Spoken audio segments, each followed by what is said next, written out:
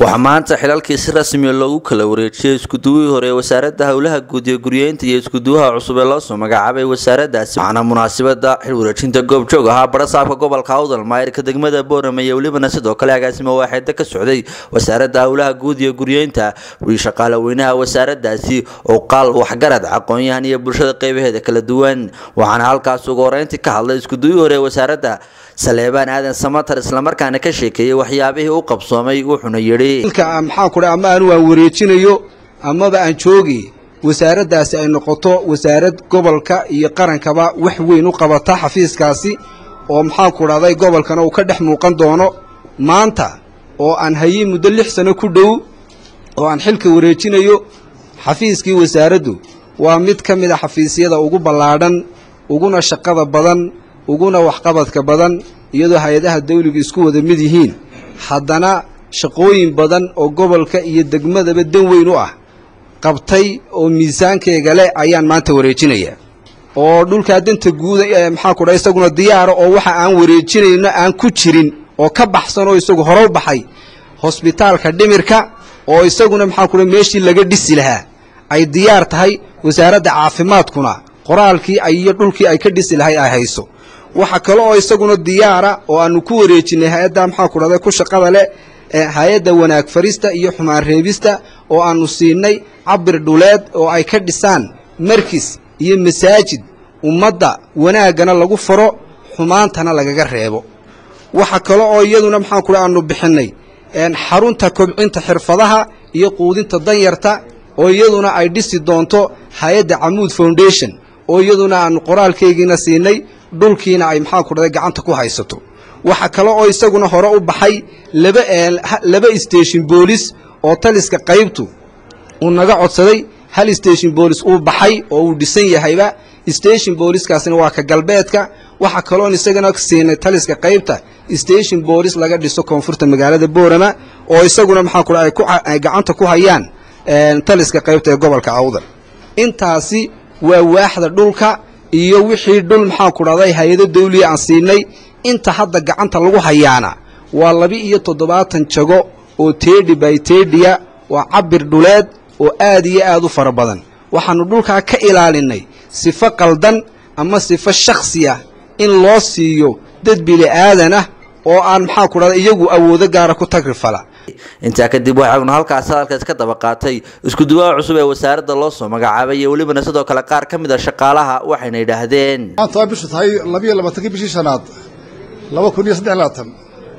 waxaan la wareegay xilkii wasaaradda isku duwaa wasaaradda hawlaha guud wata shaqadan mid aniga igu cusub ma aha shaqadan ana kay muddo 20 sano waxaan ahaa dowladda Boorama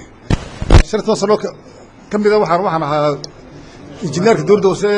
degmada Boorama ayaan ahaa shantii sano u dambeeyay waxaan ahaa agaasimaha waaxda hawlaha guud ee dowladda Boorama sanadkan dhibaatkiisii ayaa tiriyay xilkan inta Saleebaan imika shaqaynayay isla shaqaynayo masal balaakiina wala wado marka maanta anigu adag badan oo ramaay waxa duudaysan inuu ilaahay halkaas igu asturo Rashid Ali Kahiye isagana waxaan ku leeyahay soo dhawow wasaarad shaqaale xirfadley ah hawlkara hariya karti badan hariya habeenba u taagan shaqada qaranka ay diyaar kugu yihiin ku soo dhawow kullay waxaan ka filaynaa Saleebaan wasaaradda marka runta laga hadlo dhulku ka soo qaaday adiguna wuxuuna gaarsiiyay cirka adigana waxaan rajaynaynaa insha Allah taala inaad xidigaha gaarsiin doonto waxaan baryeynaya labada isuduwee la kala bedelayo marka afraad dadweynaha iyo isuduwayaasha iyo shaqaale iyo ururada bulshada inay si fiican ugu duceeyaan nimanka isku imanaya ilaahay khayr ka dhiga ka soo galaya ka baxayna ilaahay khayr markuu wanaagsan geeyo geesto waxaanu halkaas ka hadlay agaasimo waaxda ka socday wasaaradda hawlaha guud iyo guryeynta anigoo ku hadlaya afka xafiiska xiriirka gobolada wasaaradda hawlaha guud dhulka iyo guryeynta xafladan hadal badan ka oramaayo waxaan doonayaa soo dhaweeyo isduwaa cusub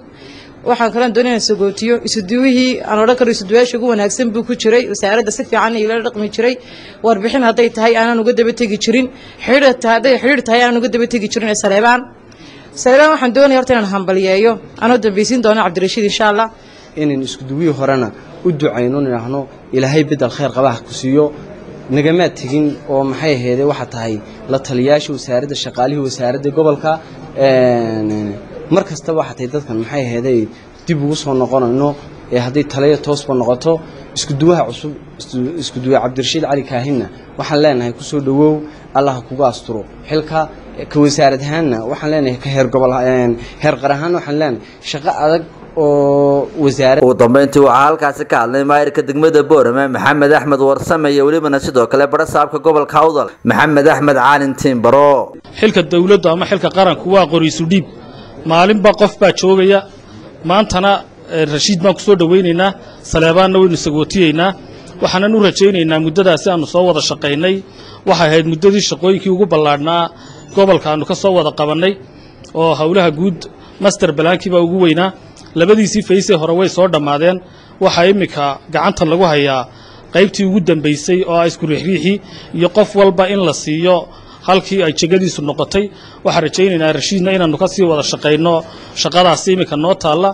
Cabdirashiid kala dardaarmayno magaalada waa inuu dhashay waa ninka soo shaqeeyay waxa imika aynu kula dardaarmaynaa waa qurxinteedii oo ilaalinteeda master plan-ka la sameeyay iyo xiriirka wasaaraddiisa la sameynaya inuu hagaajisto wanaajisto kii dawladda hoose kor uga soo yarkaco aynu kula dardaarmaynaa waxaanu rajaynaynaa halkii uu Saleebaan gaarsiiyay from ash to hope ka soo qaaday ninaan ku soo meesha ugu iman oo meeshiisa samaystay buu noqday maanta Cabdirashiid madda kuraas iyo xafiis iyo maababiyo nashqadii wax u yaala ay jiraan waxa laga rabaa isla intaa inuu improvement ku sii sameeyo waynu ku soo dhaweynaa Cabdirashiid nimeeshiisa Saleebaan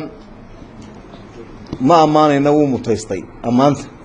waayo kuma kan wasaaraddiisa oo kaliya nabadgelyadu nagala shaqeynayay wuu noo odeynayay meelo badan oo kale aanu u diranaynay maantibir boos buu ahaa shaqo badan buu noo hayay Cabdirashiidna waaba u caaqil taasoo xaafadooda isaga u caaqilo wax badan oo isaga gudbeenay isaga laftiisa